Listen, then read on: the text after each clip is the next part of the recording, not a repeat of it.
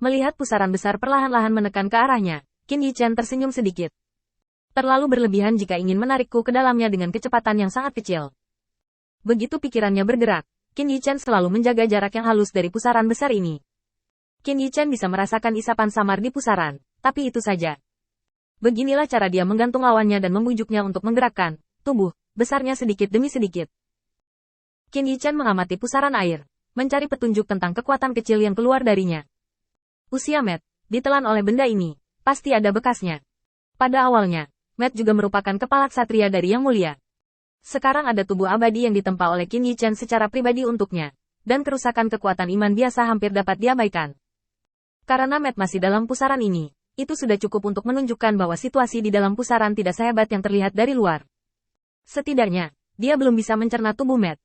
Matt, bisakah kamu melihat sekelilingmu? Laporkan padaku segera. Sama seperti Qin Yichen bertanya dengan tajam. Suara Matt yang luar biasa datang. Tuan Cahaya, aku di sini. Aku dibawa kekuatan keyakinan, kamu cepat turun. Ini yang kamu inginkan. Suara yang luar biasa membuat pikiran Qin Yichen berdengung, tetapi metode ini tidak bisa mengatasinya. Jika respons Matt adalah pada saat ini, itu pasti akan tenggelam dalam suara yang tak terhitung jumlahnya. Qin Yichen menggelengkan kepalanya dan membuang suara-suara lain dari pikirannya. Yang terpenting sekarang adalah menghubungi kembali Matt. Qin Yichen ragu-ragu sejenak di lubuk hatinya, dan kemudian dia melihat pusaran kekuatan kepercayaan yang menumpuk. Sepertinya aku masih harus menggunakan kartu truf itu. Qin Yichen memikirkannya dan membuka telapak tangannya. Di tangannya, itu jelas lingkaran sihir yang bersinar. Di antara tekstur berlapis, ada banyak cahaya dan bayangan. Saat angin sepoi-sepoi, cahaya dingin melintas di mata Qin Yichen. Membuka. Kilauan cahaya keluar dari tangan Qin Yichen dan langsung melesat ke langit. Pusaran itu berhenti sejenak. Benda ini tidak memiliki kekuatan sama sekali, membuatnya sedikit bingung. Apa yang dilakukan lawan? Jika itu serangan, kekuatannya benar-benar tidak cukup. Jika itu bukan serangan, lalu benda apa ini? Tubuh Matt perlahan menyala dalam kekuatan keyakinan yang mengalir deras. Kesadaran Matt, yang telah lama tersiksa oleh ilusi, perlahan pulih. Di matanya, cahaya dan bayangan muncul.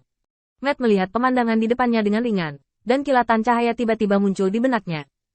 Tubuhnya telah sepenuhnya terbuka, dan api sejati Jiu yang menyala, memicu tubuhnya yang besar.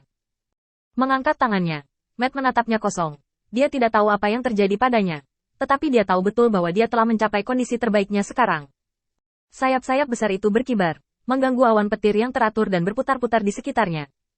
Suara jernih tiba-tiba muncul di benak Matt, dan dalam suara badai yang tak berujung, suara jernih Qin Yichen muncul.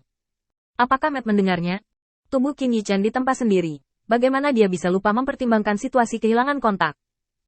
Di dalam tubuh Matt saat ini, terdapat lingkaran sihir yang bahkan Matt tidak menyadarinya. Asalkan diaktifkan, Matt dapat memasuki kondisi kemakmuran. Dan dalam keadaan seperti itu, Matt dan Qin Yichen akan mengembangkan media komunikasi dengan Yin Dan yang sebagai tubuh utama. Jalan Yin Dan yang adalah salah satu metode paling misterius di dunia ini. Media yang dibangun oleh cara Yin Dan yang hampir tidak akan terganggu oleh dunia luar. Bahkan jika itu adalah gangguan yang sama dari cara Yin Dan yang masih sulit untuk mempengaruhi operasinya. Qin Yichen akhirnya menghubungi Matt dan segera bertanya. Di mana kamu sekarang? Matt melihat sekelilingnya dan tidak tahu bagaimana menggambarkannya untuk sementara waktu. Hanya setelah beberapa pencarian, dia dengan enggan mengirim transmisi suara ke Qin Yichen. Tuan Cahaya, semua yang ada di sekitar sini sama. Saya tidak punya cara untuk menentukan lokasinya. Qin Yichen mengangguk. Oke, tunggu aku beberapa detik. Mengatakan itu, Qin Yichen mengulurkan tangannya, dan lingkaran sihir lain menyala di telapak tangannya. Lingkaran sihir yang berjalan mulus tiba-tiba memancarkan cahaya dan bayangan, dan saat berikutnya, itu berubah menjadi burung yang hidup dan muncul di tangan Qin Yichen. Saat Qin Yichen mengangkat tangannya, burung itu mengabaikan semua yang ada di sekitarnya dan terbang langsung ke pusat di mana kekuatan kepercayaan berpotongan. Untuk sementara, guntur dan kilat menyambar di mana-mana. Hanya burung kecil ini yang tidak terpengaruh sama sekali, melewati pusaran kekuatan keyakinan, dan akhirnya berhenti di bahu Matt. Qin Yichen menghela nafas panjang. Aku mungkin tahu lokasimu. Setelah 2 tarikan napas, aku akan memberimu kesempatan untuk menembus blokade. Kamu bisa merebutnya sendiri. Matt menjawab dengan cepat. Ya. Saya tidak tahu apakah itu karena tindakan Qin Yichen sebelumnya sehingga pusaran kekuatan kepercayaan marah.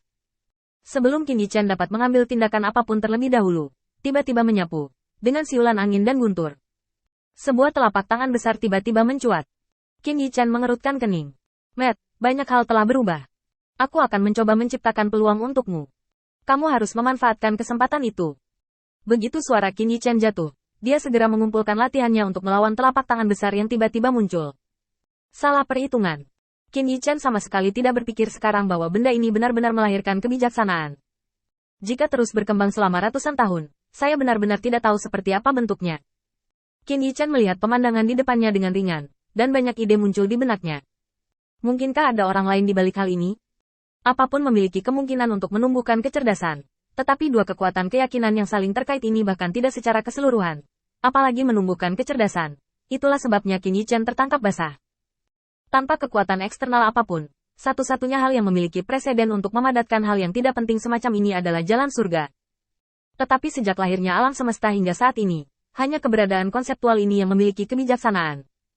Ini sama sulitnya dengan mencapai langit untuk menyadari hal-hal ini sendiri. Oleh karena itu, Qin Yichen sekarang harus menebak bahwa di balik pusaran air ini, seseorang beroperasi secara diam-diam. Melihat celah di antara tangan besar yang melambai, Qin Yichen mengambil kesempatan itu, meremas formula di tangannya, dan dengan dengungan ringan, di belakang Qin Yichen, seekor binatang rakus muncul dari udara tipis.